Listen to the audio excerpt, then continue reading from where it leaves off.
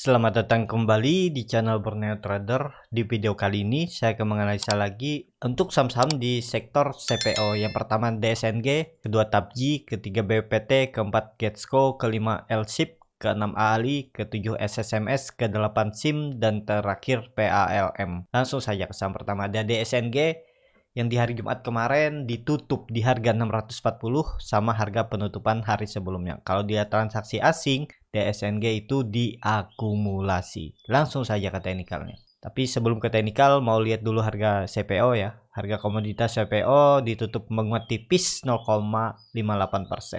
Dan ya ini masih di harga area tertinggi ya.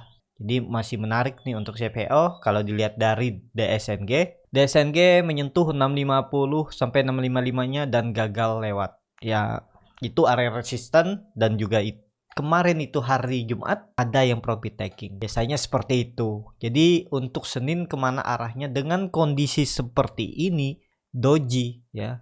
Ya ini tergantung marketnya lagi. Kalau sektor CPO jalan Senin rebound lagi, lanjut lagi, karena kuncinya itu dia harus breakout 660 ini ada terkonfirmasi double bottom ya, atau ini ya 630 ini double bottomnya ya, sekitaran inilah, tapi lebih ke sini kalau saya, biar lebih resisten yang sering diuji namun terus gagal area 660 ini.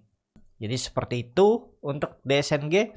Sudah nggak ideal juga beli ya. Kalau mau beli kemarin tuh di 600 ini kan ada nih saya buat analisanya, karena itu juga neckline inverted head and shoulder.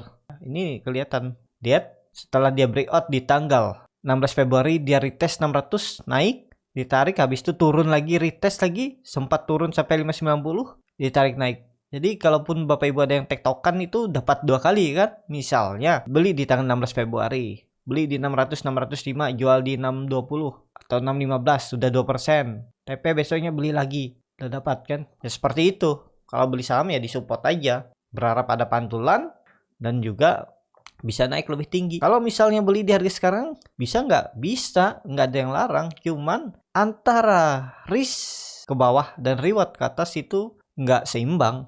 Bisa dibilang ya ketinggalan. Kebanyakan kan kalau udah ketinggalan tuh banyak yang FOMO, berharap dia naik lebih tinggi, apalagi di jam market. Udah naik 10% kejar, atau naik 15%, 20% kejar, berharap arah. Iya kalau arah. Kalau yang punya barang dari bawah, dari yang profit 0% baru open itu sampai profit 5% atau profit 10% itu mau jualan, itu siap nggak nampunginnya? Ya pasti kalau mereka jualan turun, itu resiko. Nah ini contohnya juga tanggal 6 Oktober dia breakout. Kalau beli di pucuk habis tuh kan, dibawa turun tuh Oktober sampai Februari. Jadi hampir 3 bulan Bapak Ibu kesandung, nyangkut uangnya. Memang kalau nggak pakai cut loss itu nggak hilang, dan 3 bulan akhirnya balik dan bisa profit tipis. Tapi kan kalau namanya trader itu pasti pakai cut loss. Kenapa? Ini uang nggak bergerak nih selama 3 bulan. Walaupun nggak hilang, nggak terrealisasi, tapi hilang kesempatan untuk beli saham yang lain. Kalau ada pertanyaan, nanti beli saham lain cut loss lagi, itu harus belajar lagi. Biasanya trader ya tetap mereka pasti ya, karena peluang itu ada. Kalau benar strategi dan trading plan pasti dapat lagi saham untuk gantinya. Cut loss 5-6% itu masih normal, pokoknya di bawah 10% itu masih normal ya. Itu bisa ketutup di saham yang lain selama 3 bulan ini. Karena kalau trading udah win rate-nya lebih besar, walaupun cut loss tetap ketutup. Biasanya seperti itu. Jadi seperti itu aja untuk DSNG. Arah masih ke atas, cuman sudah nggak ideal kalau mau baru beli di harga sekarang. Wait and see aja dulu. Siapa tahu dikasih lagi dia konsolidasi di 600 sampai 650, 660 ini, ya beli aja di bawah sini. Atau tunggu dia breakout 660. Kalau dia breakout ya naik lebih tinggi nih. Bahkan DSNG pernah di harga 970.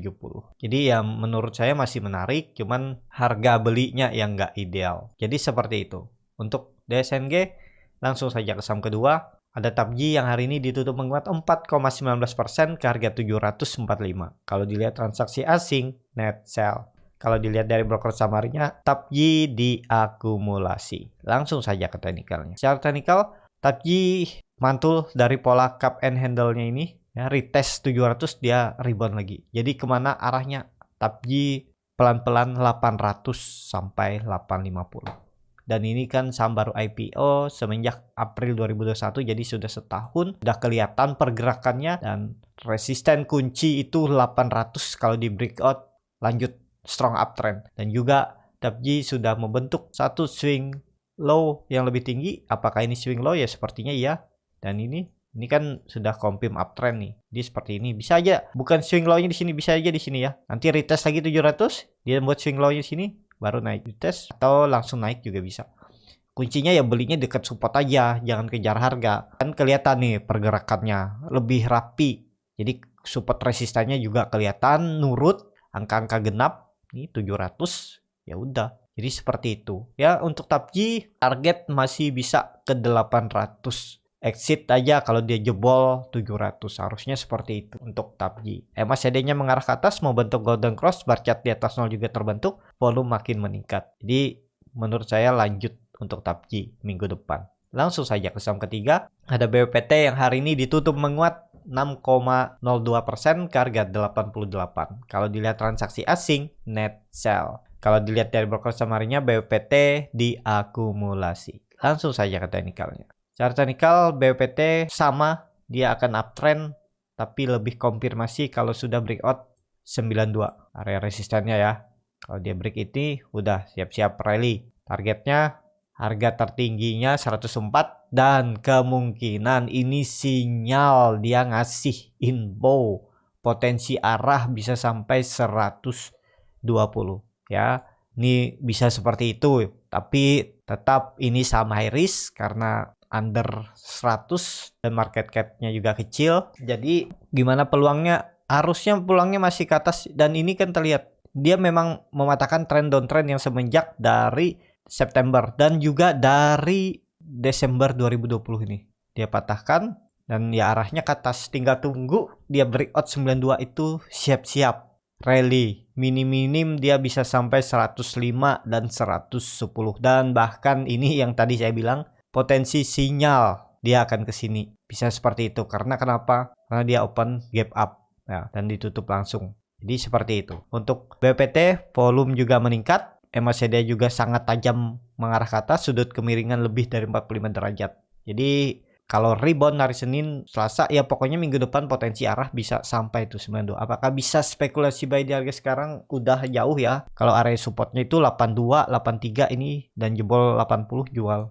Ini udah nggak pakai lagi 75, perlu. Ini juga di bawah. Pokoknya dia harusnya breakout nih minggu depan untuk BPT. Jadi seperti itu. Langsung saja ke saham keempat, ada Getsco yang di hari Jumat ditutup menguat 2,25% ke harga 136. Kalau dilihat transaksi asing, net buy. Kalau dilihat dari broker summary-nya, Getsco diakumulasi. Langsung saja ke teknikalnya. Secara teknikal, Getsco ini sering diakumulasi oleh broker-broker yang pergerakannya volatil ya, seperti MG. Ya, itu resikonya kadang bantingan. Nih, kelihatan kan? Dia sering membuat jarum dari resisten turun. Potensinya hari Senin tetap lanjut uji 140. Apakah itu akan diuji dan mampu lewat? Kalau mampu lewat, bagus tuh. Arahnya kemana? Arahnya masih tinggi nih ya, karena sudah turun dalam dan bahkan pernah di harga 470. Dan juga ini Getsco sudah konfirmasi breakout dari resistennya semenjak 2013. Jadi hampir 9 tahun dia terus gagal. Ya ini sepertinya sinyal bagus untuk Getsco. Kalau mau beli di harga sekarang masih bisa nggak? Masih bisa harusnya ya. Cut loss saja kalau dia jebol 130. Bisa di 126. Jadi bisa seperti ini risk rewardnya. Nggak masalah lah cut loss 8% tuh. Ya, pokoknya di bawah 10% tuh masih bisa dibilang normal. Targetnya minim-minim ini. Resisten terdekat di 150. Bahkan bisa ke 160. Ya sekitaran 150. Nah ini reward 1:1,5. Tapi dengan kondisi seperti ini, harusnya Getsco tuh bisa naik rounding bottomnya ini ya. Saya bilang nih rounding bottom. Bisa ke 200. Tarik ini. Minim-minim 180 mungkin nggak? Ya mungkin nih, kan ada resisten juga nih. Yang berapa kali diuji akhirnya turun 31%, apalagi ke 200. Risk rewardnya bahkan 1 banding hampir 5 ya.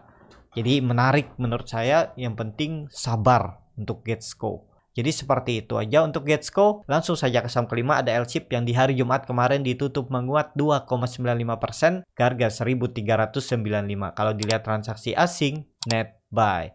Kalau dilihat dari broker summary-nya, LSIP diakumulasi. Langsung saja ke teknikalnya. Secara teknikal, LSIP gimana arahnya? Ke atas ya. Cuman ya ini waktu itu saya buat ya, kalau mau beli LSIP itu di 1320 sampai 1330. Jadi apakah bisa beli harga sekarang?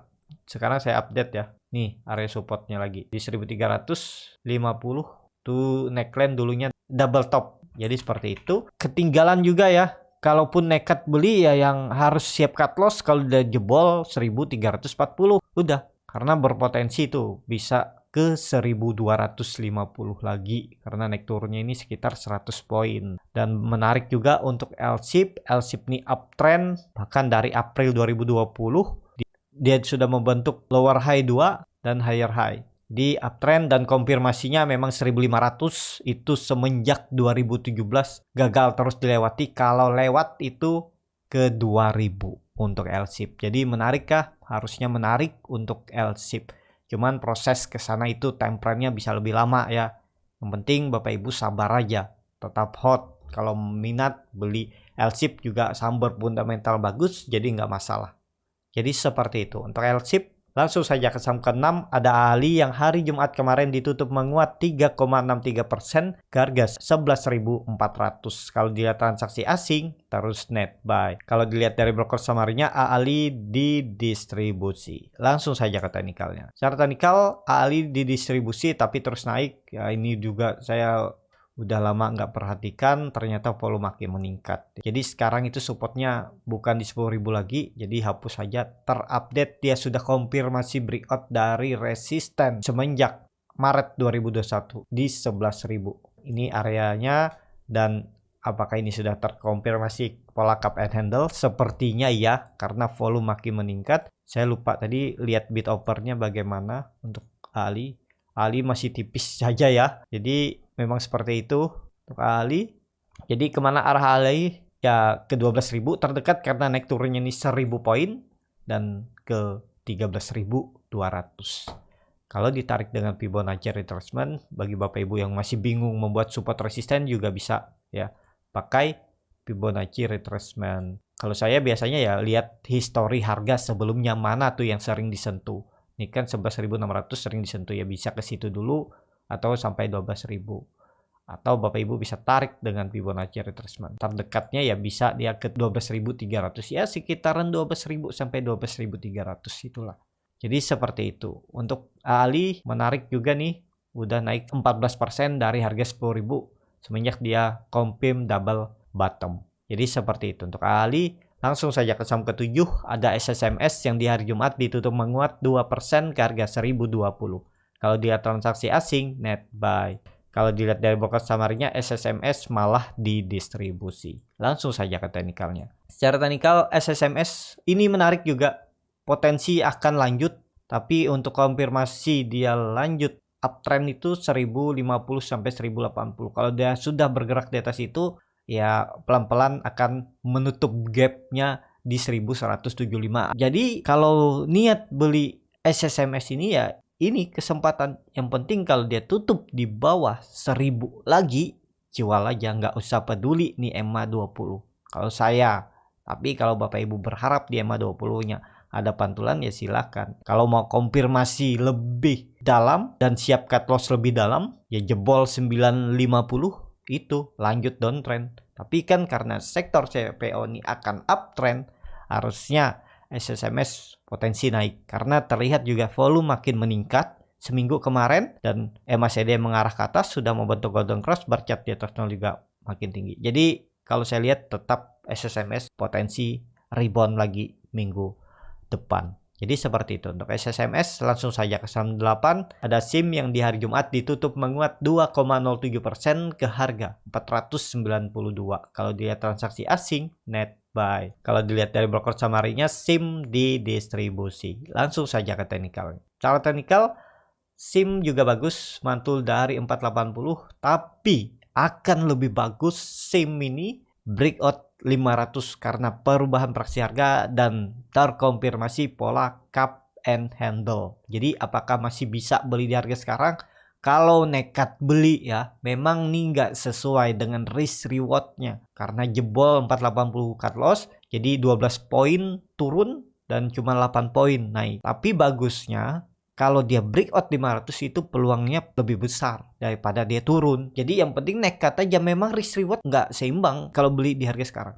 Tapi potensi untuk dia breakout itu besar karena volume makin meningkat dan dia membentuk candle doji. Dan juga SIM sudah saya rekomendasikan hari Kamis ya. Itu saya suruh beli di 484 sampai 478. Jadi antri. Jadi sekarang udah profit lumayan tuh. Hampir 2,5% sampai 3%. Jadi seperti itu ya.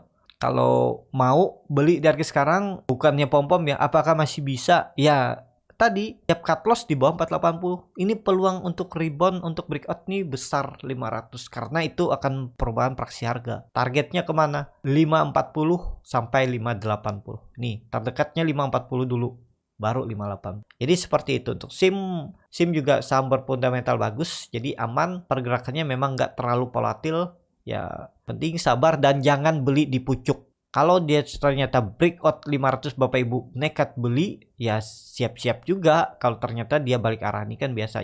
Ya janganlah beli sampai 510, 515. Kalau di 500 sampai 505 ya masih bisa beli kalau niat beli buy on breakout. Jadi seperti itu. Untuk SIM langsung saja ke saham terakhir, ada PALM yang di hari Jumat ditutup menguat 2,32% ke harga 660. Kalau dilihat transaksi asing net buy. Kalau dilihat dari pokok samarinya PALM diakumulasi. Langsung saja ke teknikalnya. Secara teknikal PALM ya sudah habis masanya. Apakah ini dia bertahan? Ya ini ada indikasi rounding top. Tapi dengan kondisi seperti ini bisa aja farm itu lagi konsolidasi. Jadi gimana strateginya kalau mau beli farm? Ya belinya di support 640, 600 nih beli. Kalau dia naik 720 jual, tektokin aja. Memang tren dari atas sudah dipatahkan, cuman apakah dia membuat swing low-nya? Harusnya dia naik ya. Ya mungkin ini dia lagi membentuk double bottom dulu sebelum naik lebih tinggi. Bisa jadi, dan ini bisa jadi swing low-nya. Ini kan kelihatan nih. Nah ini kalau 720 di breakout, ya potensi arah naik sampai 800 karena itu target kenaikannya. Kalau dia breakout 800 itu baru lanjut uptrend. Tapi kalau market makernya nggak mau, ya mentok-mentok di breakoutnya 800 turun lagi. Atau malah 720 turun lagi ya, dia konsolidasi. Jadi apakah menarik? Ya kalau mau beli di harga sekarang, atur aja bagaimana strateginya. Cuman belum ada flow ya untuk farm, ya nggak kemana-mana harganya. Kecuali nanti ada sentimen bagus, ya bisa dikerek naik. Dan bisa jadi ini lagi proses distribusi dulu. Kalau sudah habis, market makernya ngambil lagi di bawah, konsolidasi baru dinaikin lagi. Bisa seperti itu ya.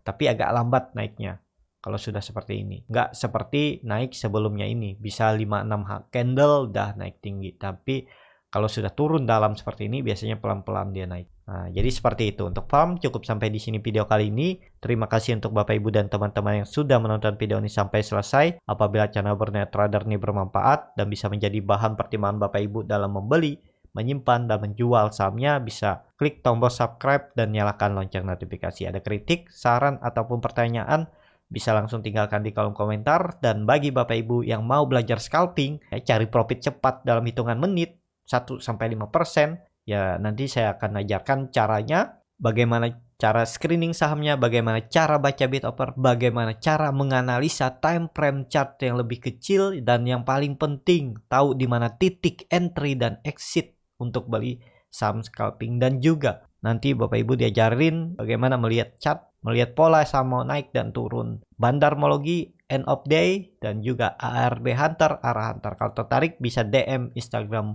Berniat Trader atau isi Google Form yang ada di bio Instagram Berniat Trader. Dan juga bagi Bapak Ibu yang cuman mau rekomendasi saham setiap harinya, saya pilihkan saham-saham yang berpotensi dan buatkan trading plan-nya beserta chart-nya dan juga free konsultasi portofolio. Kalau tertarik DM Instagram Berniat Trader. Sampai ketemu, tetap semangat dan semoga bisa terus cuan.